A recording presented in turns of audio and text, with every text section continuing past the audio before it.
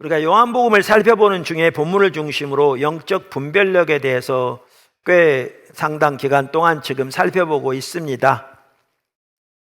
지난 4주 동안은 역대하 7장 14절을 중심으로 하나님께 돌아가는 길, 하나님 앞에서 회복되는 길, 뭐라고 표현하든지 그 부분을 살펴보았습니다. 매우 중요한 부분입니다. 오늘은 영적 분별력의 법칙에 대해 살펴보려고 합니다. 사실 영적 분별력을 이렇게 살펴볼 때 꼭 이 부분은 살펴봐야 될 거라는 필요성이 느껴졌습니다. 이제 오늘 볼 수 있는 핵심은 영적 분별력을 위해서 영적인 경각심이 얼마나 필요한가를 볼 수 있습니다. 그러니까 이 부분을 정말 우리가 인식해야 할 필요가 있고요.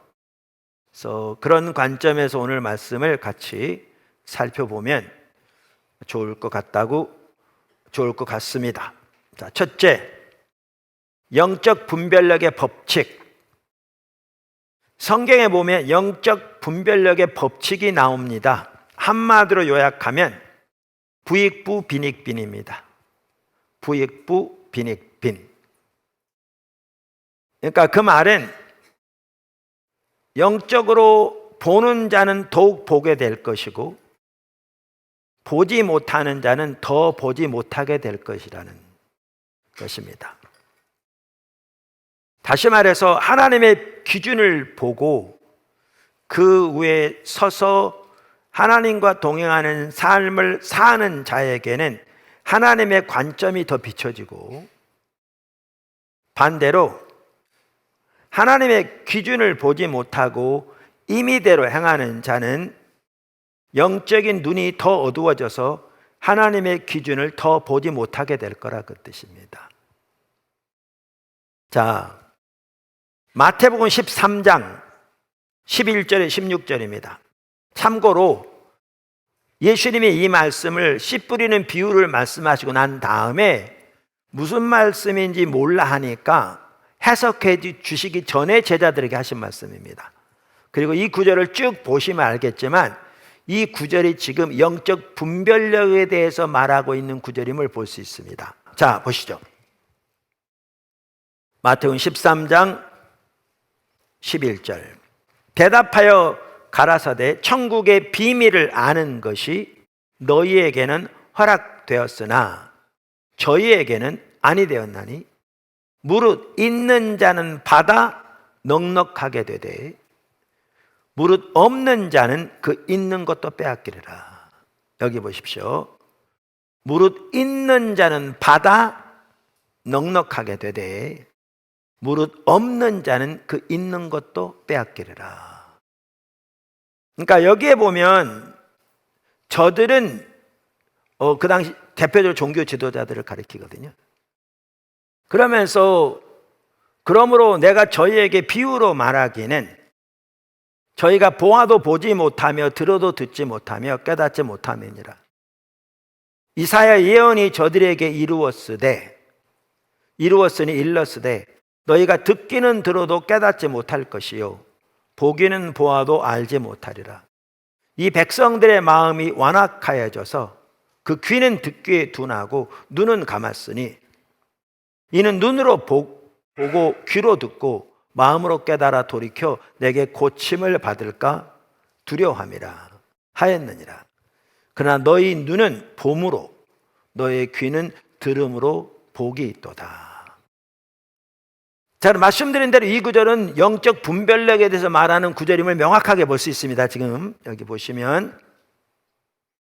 그래서 우리가 12절에 보면 아까도 보았듯이 있는 자는 더욱 받아 더 넉넉하게 될 것이고 없는 자는 있는 것마저도 빼앗기리라고 말씀하고 계신데 이게 영적 분별력의 법칙입니다.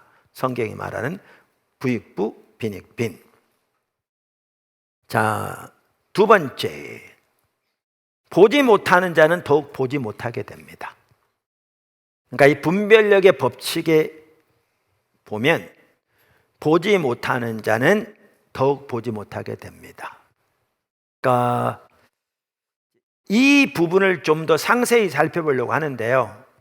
왜냐하면 이걸 보면 영적 분별력을 위해서 영적 경각심이 얼마나 필수적인가를 볼 수 있거든요. 그러면 우리가 어떤 자세로 하나님의 말씀 앞에, 또 하나님의 행하심 앞에, 하나님의 인도하심 앞에 서야 될 것인가 라는 걸 볼 수 있거든요. 자, 성경을 보겠습니다. 영적 분별력의 법칙 살펴봤고 바로 그 구절에도 말하고 있습니다. 그래서 보지 못하는 자는 더욱 보지 못하게 됩니다. 이 부분을 잘 볼 수 있는 게 아까 읽은 15절이었죠. 우리가 살펴본. 그런데 그 구절에 보면 한편으로는 이렇게 보여지기도 합니다. 한편으로는 하나님께서 의도적으로 저들에게 보지 못하게 만들어서 그들로 돌이키지 못하도록 하게 하신다라고 이해되게 되도록 그렇게 기록되어 있기도 합니다. 우리는 그것을 이 구절뿐만 아니고요, 성경 여러 곳에서 볼 수 있습니다. 여러 곳에서. 먼저 성경 해당하는 구절들 몇 구절인데 제가 읽어볼게요. 쭉. 요한복음 12장 39절에서 40절.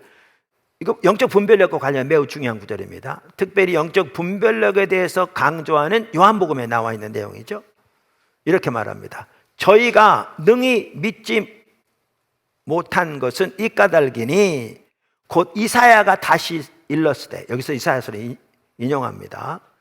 저희 눈을 멀게 하시고 저희 마음을 완고하게 하셨으니 이는 저희로 하여금 눈으로 보고 마음으로 깨달아 돌이켜 내게 고침을 받지 못하게 하려 함이라 하였습니다.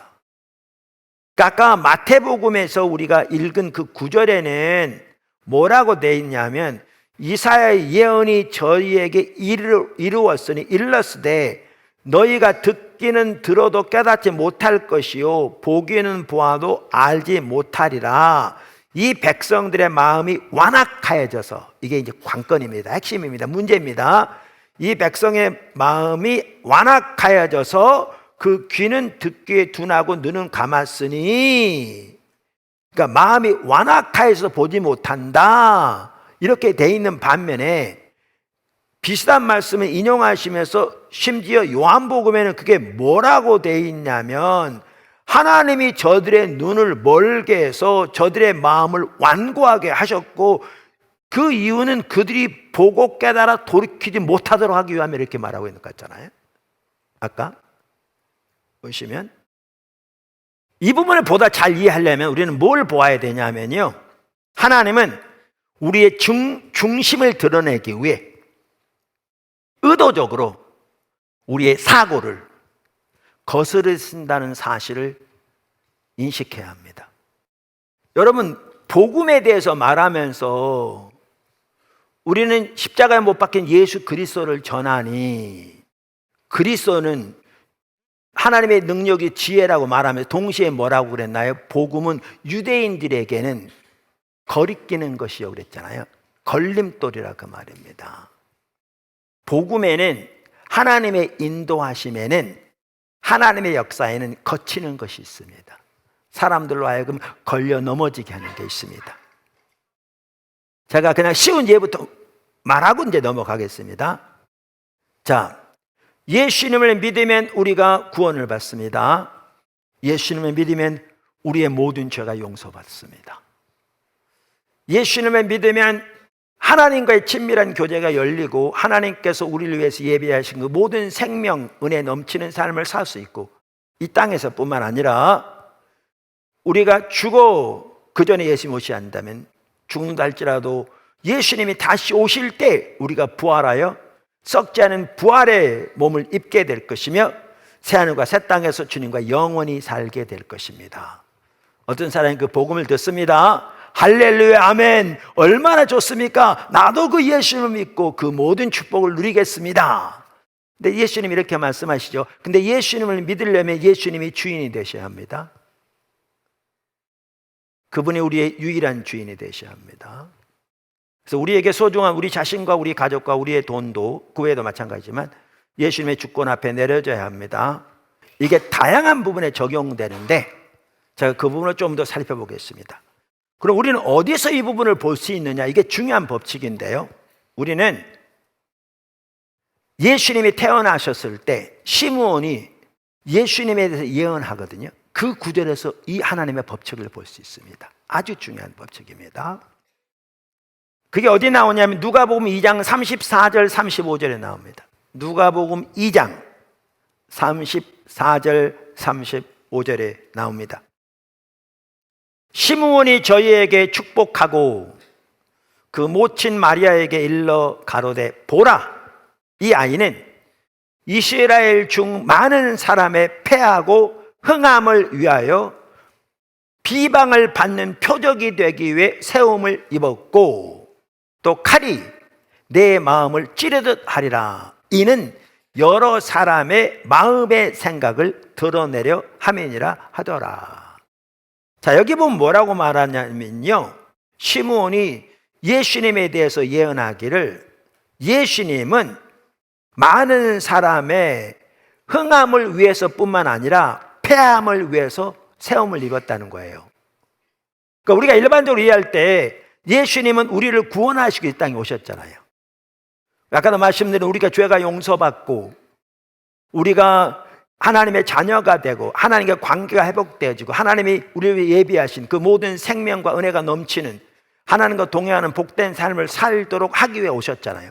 뿐만 아니라 이 땅과 열방 가운데서의 하나님의 그 회복의 역사를, 구속의 역사를 행해 가실 때, 그거를 실현해 가실 때 그 동역자로 섬기도록, 그 소중한 일에 동역자로 섬기도록, 그 특권을 누리며 섬기도록 우리를 위해서 오셨잖아요. 그러니까 예수님이 오시되 많은 사람의 흥함을 위하여 세움을 입었다. 그럼 이해가 되는데 오늘 성경에는 뭐라고 말하고 있는가 하면 예수님이 말하기를 예수님이 많은 사람의 흥함을 위해서뿐만 아니라 패함을 위해서도 세움을 입었다는 거예요. 그러니까 이 말이 일반적으로 이해하는 거 다르죠. 그럼 이 말은 저는 이렇게 이해합니다. 예수님이 많은 사람을 패하기 위해서 오신 건 아니죠. 저는 그 말 이렇게 이해합니다. 예수님이 많은 사람의 흥함을 위해서 오셨는데 그 예수님에게 어떻게 반응하느냐에 따라 그들은 패하게 될 것이라, 넘어지게 될 것이라, 그 말입니다. 그래서 예수님에 대해서 흥함을 위하여 세움을 받을 뿐만 아니라 패함을 위하여 세움을 받았다. 그러면서 뭐라고 그러냐면 이 패함과 연결되는 건데 예수님이 많은 사람들로부터 비방받는 표적이 되기 위해서 세움을 입었다. 왜? 그들은 예수님이 오셔서 하나님이 그분을 통해서 그 놀라운 역사를 이루어가고 계심에도 불구하고 그들이 영적인 눈이 어두워져서 예수님에게 올바로 반응한 것이 아니라 올바로 오히려 예수님을 대적하고 예수님을 비방하는 그러한 표적으로 삼는 그 결과를 가져오므로 그들은 패함을 입게 될 거라, 그 말입니다. 이게 그 말입니다. 예수 모심에 대해서 말하면서 그러면서 이와 관련해서 마리아에게 뭐라고 그러냐면 칼이 내 마음을 찌르듯 하리라. 실제로 예수님을 대적하는 그 많은 반대와 대적으로 인해서 마리아까지도 이런 일을 당하게 된잖아요. 그러면서 왜 이런 일이 있느냐, 그 목적이, 그러니까 그 목적이 뭐냐, 하나님은 이렇게 함으로 그 사람의 마음의 생각을 드러내게 하기 위함이라 이렇게 말하잖아요. 마음의 생각을 드러내게 하려 함이니라. 그래서 우리가 한 가지 매우 중요한 이 영적 분별력의 법칙과 관련해서 이해해야 될 것은요, 하나님은 우리의 중심을 드러내기 위해 의도적으로 우리의 사고를 거스르신다 라는 것입니다. 아까도 말씀드린 대로 이런 하나하나를 적용하기 시작하면요, 원래 진짜 심각합니다. 근데 더 심각한 게 있습니다. 제가 보기에는 그게 뭐냐 하면 하나님이 일하실 때 이분이 만군의 여호와께서 일하시는 거잖아요.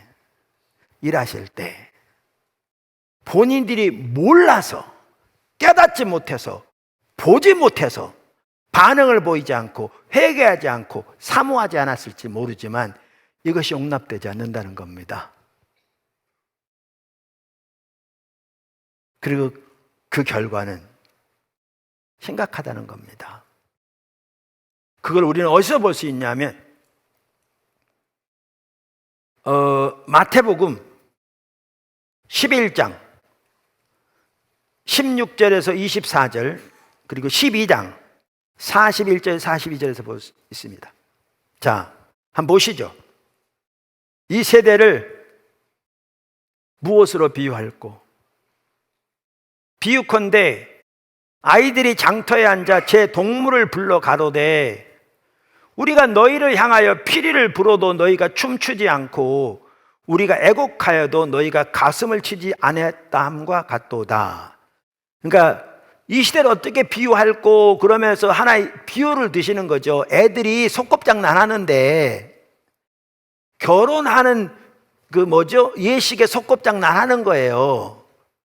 그러면 이제 결혼 예식에서 피리를 불며 서로 춤을 추고 기뻐해야 되는데 소꿉장난 하는데 결혼식 지금 한다고 소꿉장난 하는데 피리를 부르는데 아무 반응이 없는 거예요. 그러니까 애들이 너 지금 뭐하냐? 그 다음에 이제 애들이 소꿉장난 하는데 장례식을 하는 거예요. 장례식을. 그러면 이제 곡을 하면 이제 장례식 흉내를 낼 때 곡을 하면 그들이 가슴을 치면서 이렇게 이렇게 무는 흉내를 하고 해야 되는데 곡을 하는데 아무런 반응이 없는 거예요. 몰뚱몰뚱. 그러면서 예수님이 그 시대를 그렇게 비유한 거예요.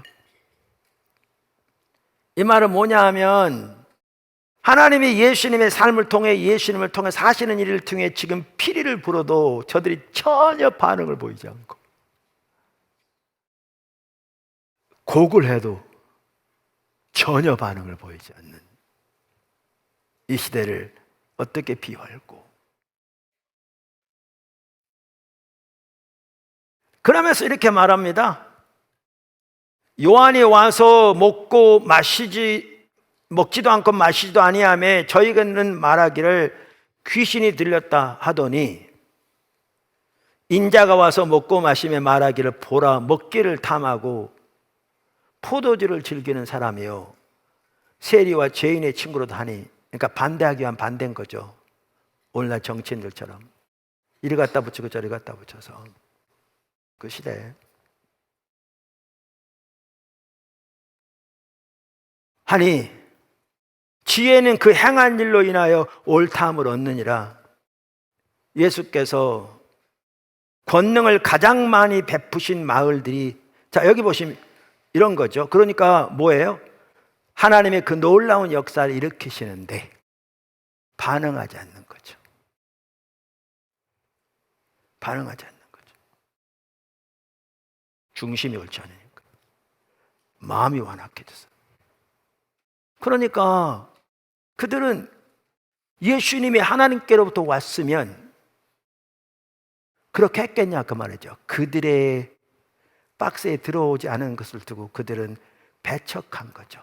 그러니까 많은 사람들은 성경적인 지식도 없는 데다가 하나님과 올바른 관계도 없는 데다가 동일하게 영적인 분별력이 어두워져 있으니까 그들의 종교 지도자의 말을 들을 때 그럴듯하거든요. 예수님을 따랐던 사람들을 마저도 그들의 이해가 근본적으로 다를 때 돌아서잖아요. 그러니까 예수님을 통해서 하시는 그 일들이 하나님이 지금 주도권을 잡으시고 성경에 약속된 구속의 역사를 성취하고 계시고 하나님 나라가 임하고 계시고 하나님께서 그들을 근본적으로 돌이켜 하나님의 길에 서도록 이끌고 계시는 것을 그들은 전혀 깨닫지 못했기에 그들은 반응하지 않았죠. 그들은 회개하지 않았죠. 그들은 사모하지 않았습니다. 근데 이게 정당화되지 않습니다. 이것 때문에 그들에게 심판이 올 걸 말합니다. 그날에는 소돔이 너희보다 더 견디기 쉬울 거다. 이게 분별력의 문제입니다. 이게 분별력의 문제입니다. 예를 들면 포도나무 교회 통해서 하나님이 일하신다. 모든 게 지금 하나님이 함께 하셔. 당신은 이거 잘 안 들으면 지금 하나님을 대적하는 거예요. 지금 그런 얘기하고 있지 않습니다. 오해하지 마십시오. 그렇게 갖다 붙이지 마시고, 하나님이 함께하고 계신지 안 하는지 여러분들이 하나님의 말씀의 토대에서 분별력을 가지고 주님을 애통하는 가운데, 찾는 가운데 볼 수 있어야겠죠. 근데 아까도 말씀드렸는데 지금도 전 세계에서 그렇게 주님 행하신 행적을 조금이라도 보려고 몰려드는데, 그 시대에 살았던 사람들은 전혀 몰랐습니다. 근데 그게 정당화되지 않습니다. 분별력이 어두워져 있으니까요. 여러분, 이사야 시대도 마찬가지였습니다. 구약 시대도 마찬가지였습니다. 대표적으로 이사야 시대, 다른 시대도 마찬가지입니다만, 이사야 시대 6장 9절 10절 이렇게 말합니다. 마태복음도 그걸 인용하고 있다가 요한복음에도 그걸 인용했었잖아요. 우리가 봤잖아요. 이렇게 말합니다. 6장 9절 10절, 여호와께서 가라사대 가서 이 백성에게 이르기를 너희는 듣기는 들어도 깨닫지 못할 것이요 보기는 보아도 알지 못하리라 하여 이 백성의 마음으로 둔하게 하며 그 귀가 막히고 눈이 감기게 하라. 염려컨대 그들이 눈으로 보고 귀로 듣고 마음으로 깨달아 다시 돌아와서 고침을 받을까 하노라. 여기에 보면 돌이키지 못하도록 아예 눈을 어둡게 만들어라 하고 하는 것처럼 보여집니다. 자, 그런데 어떤 일이 일어났습니까? 우리가 이제 수없이 많은 신앙의 본질과 의식을 다루면서 이사야 1장을 보았기 때문에 제가 다시 설명을 길게 안 해도 알 것 같으니까 다시 언급해 보겠습니다. 하나님이 이사야를 통해서 강력하게 말씀하셨죠. 이사야 1장에 보면 우리가 그들이 안식일을 지키고 월삭 예배, 매월 첫날 하나님께 특별하게 예배드리게 돼 있는 율법에 의하면 월삭 예배를 드리고 모든 대회와 절기를 잘 지킨 걸 볼 수 있다고요. 그리고 그들이 성경에 드리라고 규정된 수송아지, 순염소, 어린 양, 순양 등 그 제물들, 그것도 가장 살지고 좋은 것들은 무수히 드린 걸 볼 수 있고 많이 기도한 걸 볼 수 있다고요. 그런데 그들에게 소돔 백성, 고모라의 백성이라고 그러면서 성경 말씀대로 드리는 그 모든 제사를 하나님이 견디하지 못하시겠다. 헛된 제물 다시는 가져오지 말라. 내가 증오하는 바라. 마당만 밟는다. 그렇게 말씀하셨다고 그랬잖아요. 심지어 1장 4절에는 그들이 여호와를 버리며 만월히 여겨 멀리하고 물러갔다고 그랬잖아요. 그러니까 그들이 알아들었겠냐고요. 못 알아들었습니다. 왜? 여기 보시면 눈이 멀었기 때문에요. 못 알아들었다니까요. 우리가 이미 살펴봤듯이 하나님의 관점이 정확하게 옳은 얘기였어요. 의식은 중요하지만 의식 자체가 본질이 아니고 신앙의 본질을 위한 수단인데, 그들은 의식이 많았을지 모르지만 하나님을 알고 존재를 다 사랑하는 사람은 이미 떠나 있었고, 그러니까 그들의 삶은 철저하게 하나님의 법을 버린 상태에 있었고, 하나님은 자기 목적은 수단에 불과했고, 그러니까 많은 의식 드린 것만 해도 자기 목적 성취해달라고 하나님께 드리는 것에 불과했고, 그러니까 그 모든 의식이 하나님 앞에 아무런 의미가 없는, 강력하게 말씀하셨죠. 실제 삶은 하나님의 법을 버린. 근데 그들은 전혀 깨닫지 못했죠. 근데 어떤 일이 일어난 줄 아세요? 하나님이 이사야에게 벌거벗고 다니라고 그러세요. 아수르 왕 사르곤이 군대 장관을 아스돗으로 보내매 그가 와서 아스돗을 쳐서 취하던 해, 곧 그때에 여호와께서 아모스의 아들 이사야에게 일러 가라사대 갈지어다 네 허리에서 배를 끄르고, 그러니까 쉽게 말하면 이 혁대 풀러라 그 말인 거죠. 내 발에서 신을 벗을지니라 하시매 그가 그대로 하여 벗은 몸과 벗은 발로 행하니라. 여호와께서 가라사대 나의 종 이사야가 3년 동안 벗은 몸과 벗은 발로 행하여 애굽과 구스에 대하여 예표와 기적이 되게 되었느니라. 이와 같이 애굽의 포로와 구스에 사로잡힌 자가 아수르 왕에게 끌려갈 때에 젊은 자나 늙은 자나 다 벗은 몸, 벗은 발로 볼기까지 드러내요. 애굽의 수치를 보이니 그때는 이제 그의 수치를 드러내고 끌려갈 것을 말하는 거예요. 그리고 실제로 이건 일어났습니다. 역사적으로 나중에. 그들이 바라던 구수와 자랑하는 애굽을 인하여 놀라고 부끄러워할 것이라. 그날에 이 해변 거민이 말하기를 우리가 믿던 나라 곧 우리가 아수르 왕에게서 벗어나기를 바라고 달려가서 도움을 구하는 나라가 이같이 되었은즉 우리가 어찌 능히 피하려 하리라. 근데 제 얘기는 이거죠. 자, 하나님이 그 당시 유다 백성들에게 그토록 강력하게 전하게 하셨을 때 이들은 못 알아들었습니다. 저 미친놈, 우리가 하나님 버렸으면 이 모든 절기를 지키겠냐, 이렇게 안식일 철저히 지키겠냐, 우리가 월삭 예배를 드리겠냐, 우리가 하나님 버렸으면 이 성대한 희생을 드리겠냐, 아니 우리가 성경대로 드리는 제사를 하나님이 안 받으신데 말이 되냐, 네가 이단이지. 그러고 있는데 이사야가 3년 동안 뻘거벗고 다니잖아요. 그럼 뭐라고 그랬을까요? 이들이? 그래서 성경에는 안 나오는데요, 안 나오는데 전승에 의하면 그들이 이사야를 산채로 톱으로 켜 죽였습니다. 이사야가 참다운 선지자라고 생각했으면 그렇게 했겠습니까? 지금 말씀드린 대로 제가 전하는 말은 뭐 강하게만 하지 말도 안 되는 얘기고 정말 뭐 이상한 놈이 와가지고 우리 신앙을 잘하고 있는데, 그리고 우리가 하나님 정말 정성껏 예배를 잘 드리고 있는데 무슨 예배가 하나님이 이렇게 증오하신 바라 그러고 말도 안 되는데, 그건 드디어 저런 뻘거보고 다니는 저 미친놈이지. 그래 겹으로 톡 죽은 거죠. 근데 기억하십시오. 그날 심판받는 게 이사야가 아니었습니다. 그날 심판받는 게 그들이었습니다. 그들의 눈이 더 어두워졌습니다. 그들의 마음이 더 강팍해졌습니다. 그래서 주님이 이렇게까지 말할 정도죠. 그들에게 보지 못하게 하고 그들에게 듣지 못하게 해서 그들을 마음으로 돌이켜 구원받지 못하게 하라. 이 말은 의도적으로 그렇게 하셨기 전에 반복적으로 기회를 주셨는데 돌이키지 않으니까 결론이 이렇게 되는 걸 말하는 거죠. 이제 마지막으로 세 번째인지 네 번째인지 배우고자 하는 자세로 하나님 앞에, 하나님의 말씀 앞에 겸손히 엎드리는 것이 핵심입니다.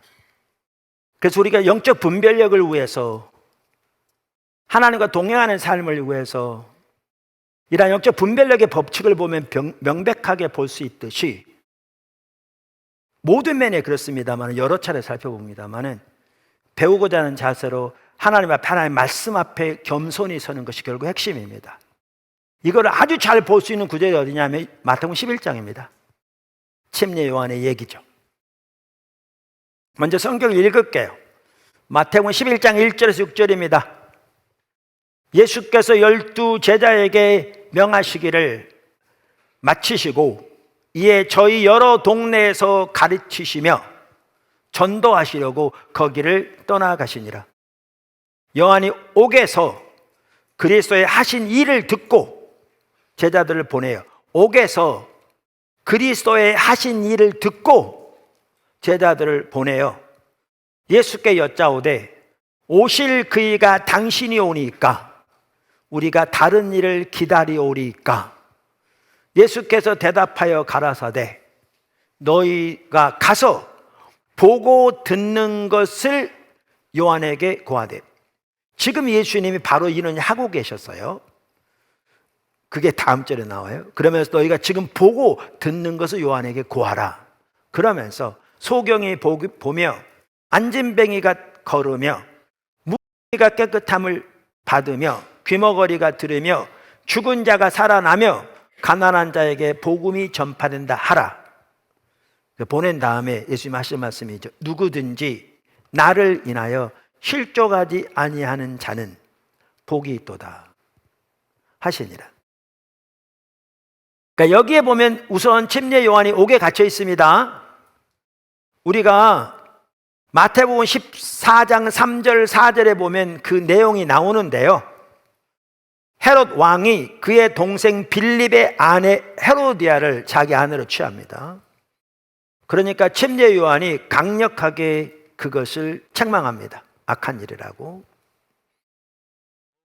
그랬더니 헤롯 왕이 분노하여 침례 요한을 옥에 가둡니다. 지금 옥에 갇혀 있습니다.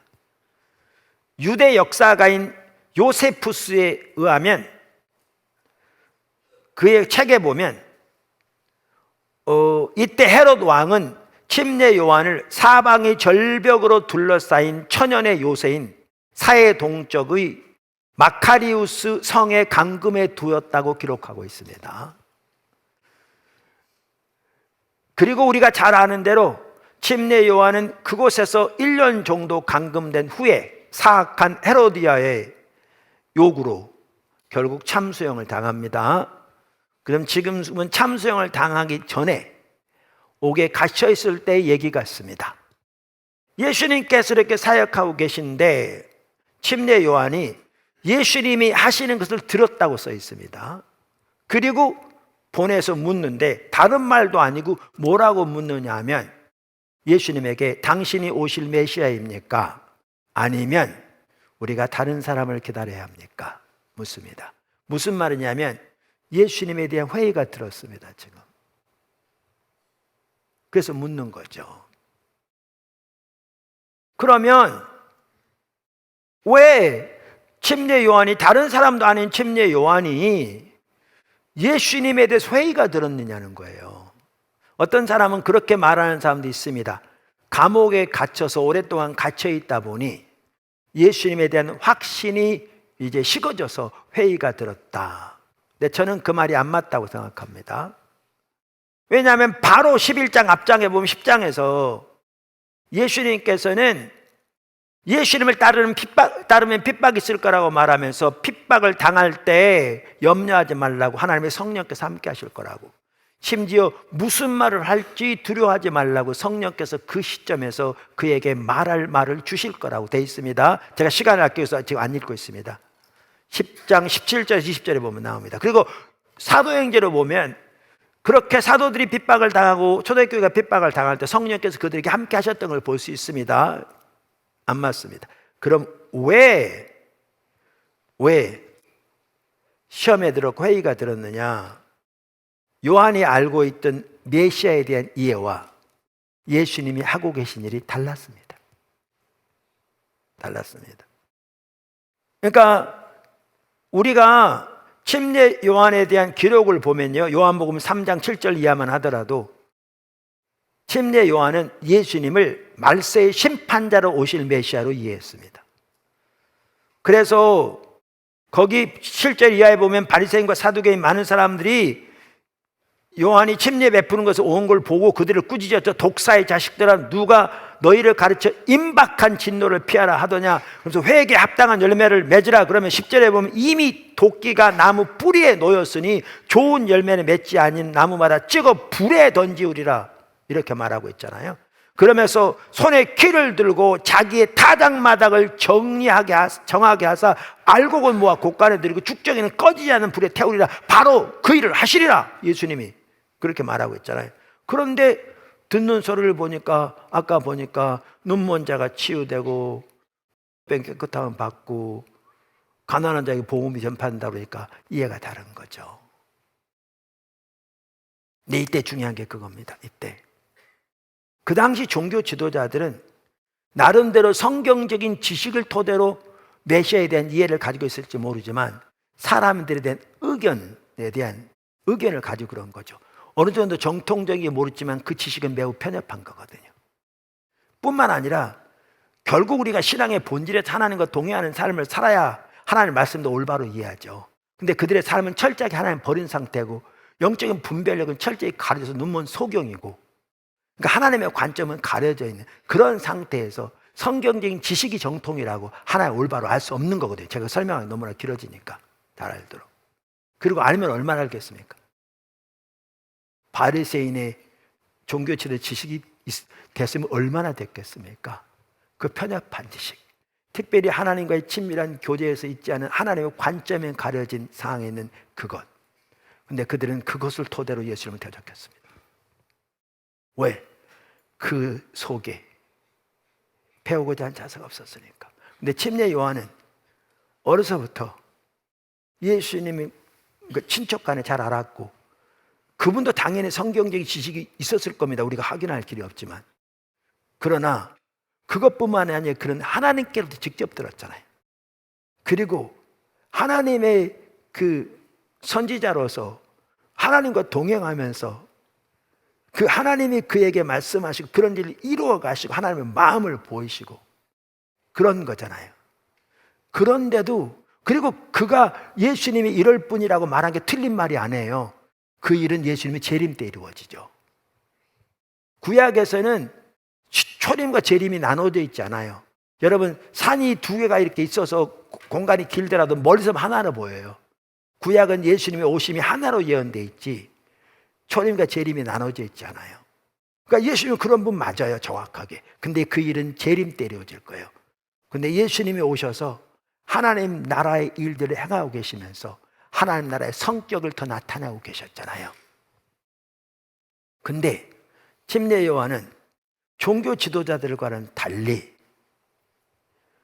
그렇게 하나님께로부터 직접 들은 거라 할지라도 달랐을 때 그것을 토대로 판단하지 않았어요.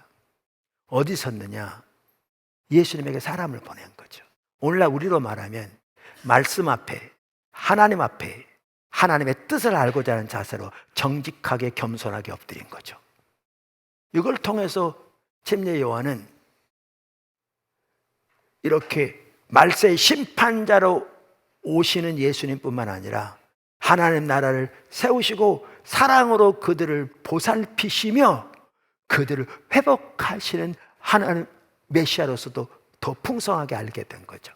제가 페트라 주석을 보니까요, 이 구절에서 주석을 달면서 이렇게 감옥에 갇히니까 회의가 들었다고 말하는 사람도 많지만 자기가 보기에도 제가 말한 거 똑같다고 말하면서 이렇게 말하더라고요. 그 책에 보면.